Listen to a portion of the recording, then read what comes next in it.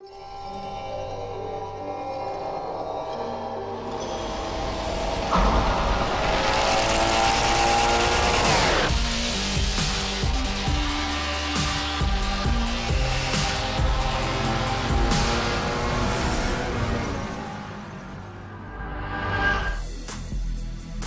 Motorsport's always been a series about innovation.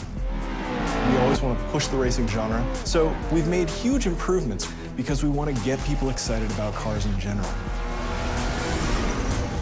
The Alps is the ultimate driving road because it's set in a beautiful location, and the ribbon has been hand-tuned over months of testing to make sure that it's just the right balance of speed, challenge, fun, in a wide variety of cars for a wide variety of players. Because we're a virtual game, nobody's going to get hurt. Since we're not concerned about driver safety, we can go to these epic places like the Bernese Alps and build basically the world's best driving roads, and we have total creative freedom. We actually looked at 15, 30 different locales, and the Alps is just the most epic.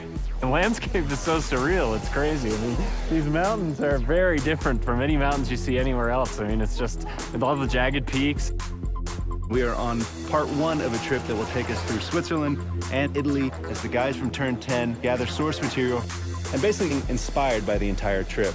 What we're gonna do is find the most amazing areas we possibly can and photograph them to no end. We took a really long elevator ride after a train ride and a long walk and another train ride. Took a while to get up here, but oh my God, it's worth it. Did you guys see the background and everything? Yeah.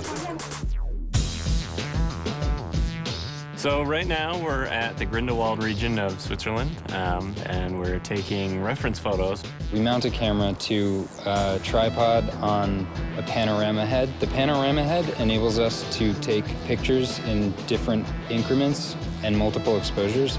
We stitch them all together, and then we get an HDR. An HDR is high dynamic range image. Each frame that we do it at multiple exposures. So when you stitch it all together later, you can slide through all the different exposures. So you can go from a very dark scene with a little pinpoint where the sun is, all the way up to a very exposed image. And that way it gives us the full range to play with when we go to make our sky domes later. We have a pretty long production cycle, so probably about a year of full production once we get home. So we bring back all of our reference, we start modeling rough landscapes that existed there so they're fairly accurate, but we're not bound to recreate it perfectly as it exists because there isn't a track there.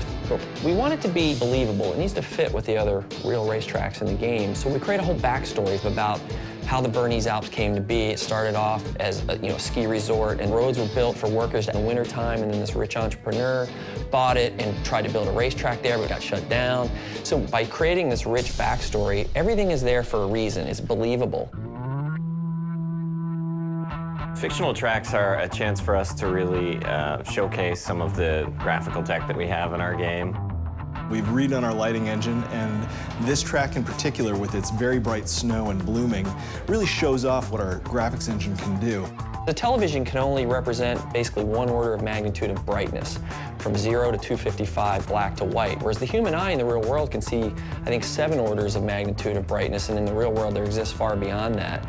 The sun is infinitely brighter than a white piece of paper, but on a television screen they look the same. Well, we found a way to basically reverse engineer that at full HD resolution on the Xbox 360. So what we do is we captured high dynamic range images of the world, and that gets baked back into the lighting and the reflections on the car, which means the sun is order of magnitudes brighter than a white piece of paper and is brighter than gray asphalt, which basically makes the cars look really grounded in the environment. We've traveled thousands of miles, we worked thousands of hours, and here it is, the Bernese Alps track in Forza 4.